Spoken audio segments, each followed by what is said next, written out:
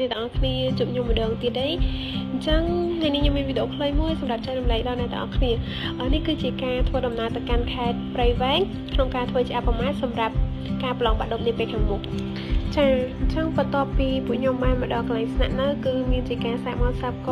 ជាឡានយូរម៉ោងផងអញ្ចឹងក៏នាំគ្នាញ៉ាំមួយជូរហើយអ្នកខ្លះក៏គាត់គេសម្រាប់អញ្ចឹងបន្ទាប់ពីយើងបានគេសម្រាប់រួចហើយពួកយើងក៏នាំគ្នាទៅកាន់មណ្ឌលក្នុងការធ្វើជាអបមានោះ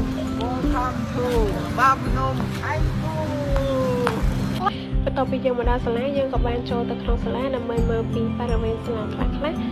ដើម្បីត្រៀមខ្លួនចឹងបន្ទាប់ពីខ្ញុំមកពីសាលាវិញពួកខ្ញុំបាននាំគ្នាជិះម៉ូតូដើរលេងមើលស្រុកទេសគេដែលវាមិនឆ្ងាយពីកន្លែងខ្ញុំស្នាក់នៅទេគឺនៅខាងក្រោយកន្លែងស្នាក់នៅហើយឃើញថាមានទេសភាពស្អាតខ្លាំងមែនតើវាស្រែខៀវស្ងាត់មើលទៅគឺអូលតិចភ្នែកគួរចង់រស់នៅ